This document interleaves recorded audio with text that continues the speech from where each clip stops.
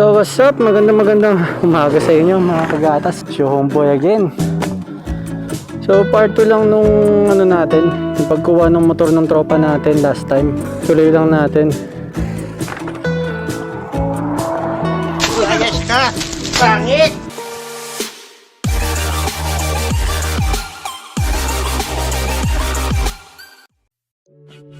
The Honda's latest release, the Airblade 150. This motorcycle is loaded with the Honda's latest small displacement engine tech. The Airblade 150 comes supplied with the brand's latest innovations, such as ABS, keyless tech,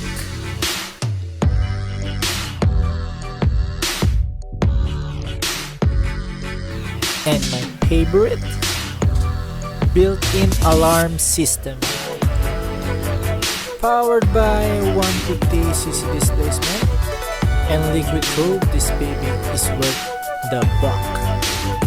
For a single cylinder, the vibration is very minimal to none, with a maximum torque of 5,000 and a maximum power output of 8,500.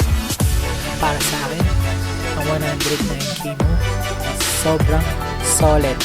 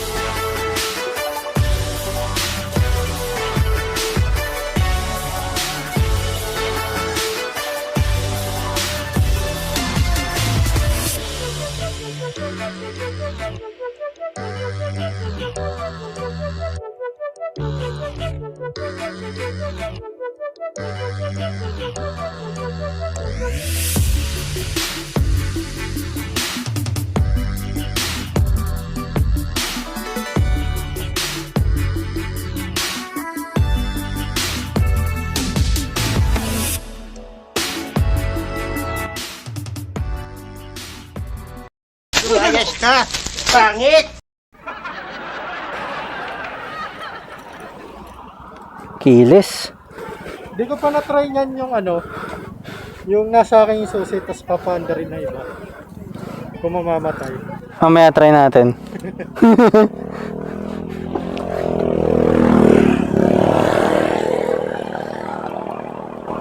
Wala naman sisita dito siguro, no? Wala naman. Kunin mo na lang din yung susi ko in case.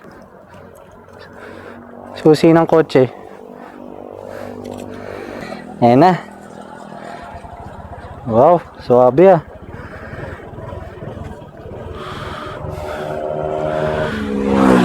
Wow. Opya. Yun. Wow, ang ganda. Ang pakasarap naman. Napakasarap ah. Ang suwabe ng takbo. So, doon sa mga kaibigan natin, sa mga napadalaw sa aking channel, kung naghahanap kayo ng reason para kung kukuha ba kayo ng Airblade or kung anong motor kukunin nyo, scooter type, ako parang masasuggest ko sa inyo ito. Napakaswabe ng takbo niya eh, oh. Bali, kahit pa paano medyo virgin pa to kasi kakakuha lang sa kasa ng tropa natin eh. Pero ang ganda, ang sarap. Tapos yun nga, yung pinaka key feature niya para sa akin ha, yung mga highlights para dito sa motor na to is yung ABS. Tapos keyless na siya. At yung pinaka paborito ko, yung meron siyang built-in alarm. Meron na tong alarm, kaya hindi ka problema. Actually alarm lang, pero yung GPS na tracking system, yun yata ang wala. Pero at least di ba? May alarm na. Uy, puta, di ko na yun nga pala sinasabi ng tropa natin, hindi niya namamalayan, medyo mabilis na. Kasi yung sabi sa kanya, yung limit lang daw ng motor is, ang suggest sa kanya, limit lang muna ng 40 to 60. So ayun, medyo napasobra, napa 69 tayo. Pero sabi ko naman sa kanya, wag niya naman masyadong babyin. Pwede niya naman ano, bigyan ng power. Pero yun nga lang, yung katulad dito, maganda yung kalsada, isang straight lang. Kunyari, bibigyan natin ng isang ganyan. Ayan, di ba? Pero hindi mo siya paforsahin na i-brake mo agad. Kumbaga yung piston niya, kumakaskas, hayaan mo siyang mag-engine brake mag-isa. Yan, yung ganyan. Hindi mo siya paforsahin na bigla ang brake. Yan, yung tipong kusa siyang hihinto. Para yung kumbaga yung piston ban niya, kumbaga yung piston niya ba, alam niyo yun, yung parang suwabe yung pagkakahulma. Base lang yun sa research ko pag nagbe-braking ha. Kasi yun yung hindi ko nagawa sa motor ko kasi once na nung nagamit ko na yung motor, sumabak na agad sa traffic. Pero which is okay lang din naman. Kasi yun naman talaga yung purpose nung ano yung pag-braking. Kumbaga sasanayin mo yung motor mo dun sa situation na araw-araw mo ginagawa. Kumbaga yung araw-araw mong ano, yung kumbaga normal occurrence mo, normal occurrence. Diba? Yung normal lang yung nangyari sa biyahe mo.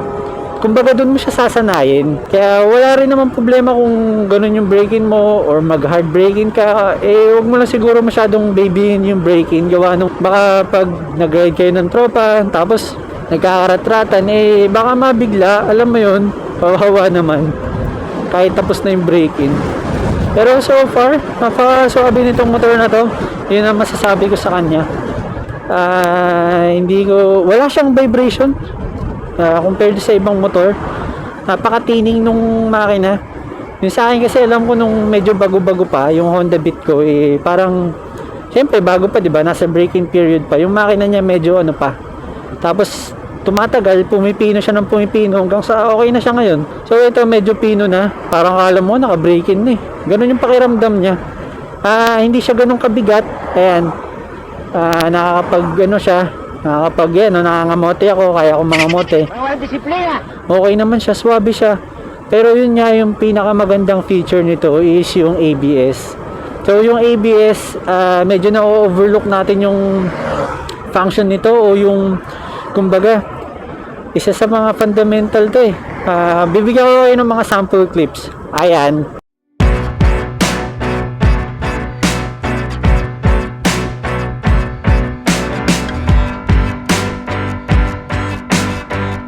Tapos, ito.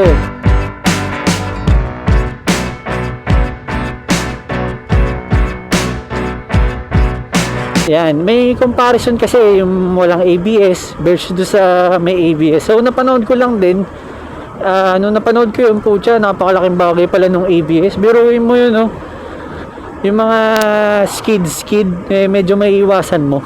'Di ba? Tapos, hahaluan mo pa ng braking skills mo. May ABS ka, mas maganda. Sa mga racing niya, malaking bagay rin tong ABS yung mga magko-cornering ka. At alam ko itong Airblade or AB, tawag ng tropa natin dito is AB, or tawag nila AB, abnormal. Hindi naman, is tawag dito, maganda yung pagkakahulma nung kaha niya kasi gawa nung yung mga sharp cornering, medyo abot niya, hindi masyadong mababa, hindi rin masyadong mataas. Kumbaga kaya mo sumundot ng mga banking. At yun nga, napakaswabe, napakaganda, napakadali gamitin. At yung brake niya, malakas yung brake. Actually, malakas yung brake. Ang ganda, sarap gamitin. Yung sa tropa natin, no? Ganda, sarap gamitin. At yun nga, since keyless siya, marami na rin tong function. Katulad nung nagamit ko yung click, nung natest ko yung click. Nung papagasan ko na kasi, naiya tayo sa tropa natin, papagasan ko sana yung motor niya, pinayam na kasi sa akin halos isang araw. Nung papagasan ko na, hindi ko mabuksan yung yung sa upuan, nandun yung sa gas tank niya. Hindi ko alam kung paano buksan, keyless yun. Siyempre, yung na-explain niya sa akin, medyo na-excite ako, di ako nakikinig. Ayun, hindi ko mabuksan. Buti nga, napapaandar ko So actually, kung mapahinto ko to, baka hindi ko rin to mapaandar kasi yung tropa natin nag-start. Hindi ko pa kabisado yung may mga pipindot-pindot yun kasi push start, something ganun. Medyo hindi naman ganun ka-complicated, pero syempre kailangan mo lang tuunan ng saktong pansin lang. Ayun lang. Tapos yun nga lang, wala siyang lalagyanan dito sa mga ganito. Hindi katulad doon sa Honda Beat natin. Yung compartment niya medyo malaki. Bigyan ko kayo ng sample picture na lang siguro.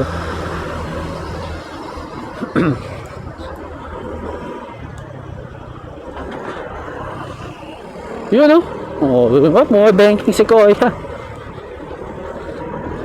So napaka-friendly nung motor. Napaka-swabe dalhin. So kung medyo bago ka lang din sa mga scooter, magta-try ka, siguro mabibigay ko rin suggestion to Airblade.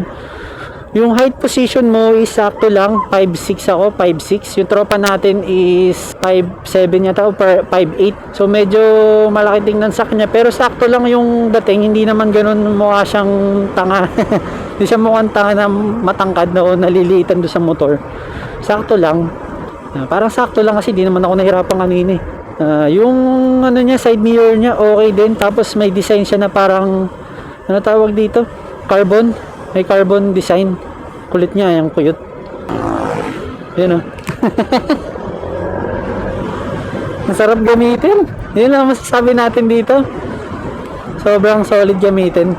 Compared sa mga na-try kong motor, siguro ito yung parang pinaka-friendly, user-friendly.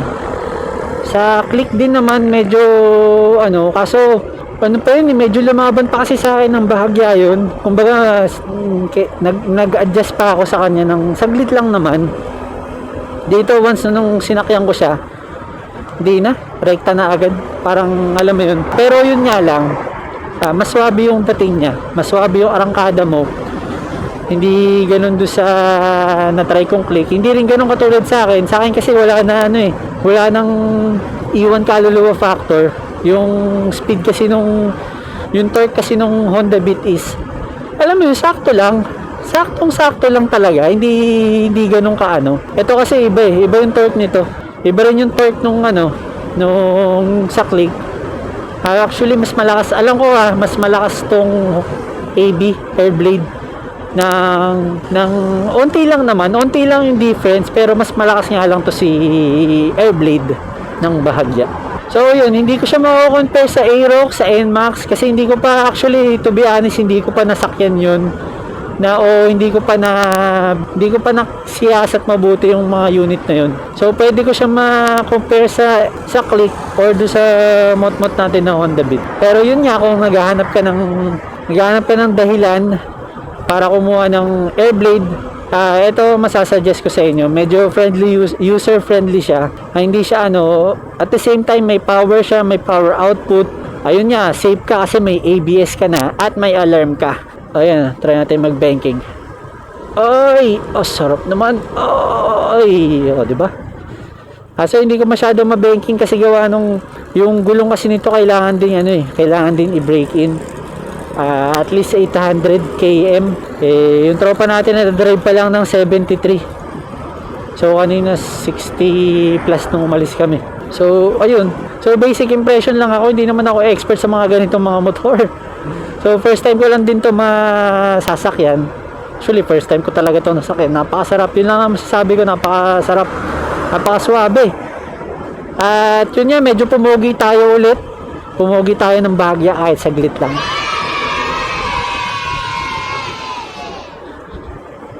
So balik na natin sa tropa natin. Baka pag di ka binalik to mauwili ako, maiuwi ko. Nasa kanya naman yung susi ko uwi ko to. balik ko na. Guys, hindi ko ma-top speed kasi gawa ng nasa nasa break-in period pa yung motor. Hindi ko rin pwedeng i-racing do sa motor ko. Yun nga kasi naka break-in period pa. Hindi natin pwedeng iratrat ng to. Ako lang ayoko naman kasi hindi naman sa akin to Ayoko lang iratrat. So far yun ang masasabi ko, napakaganda na itong motor. So yun nga. So kung nagustuhan nyo yung video guys, like, share, and subscribe lang. Kay Gatas Masarap. So shout out, peace out. Kuha na kayo ng Airblade. Opya.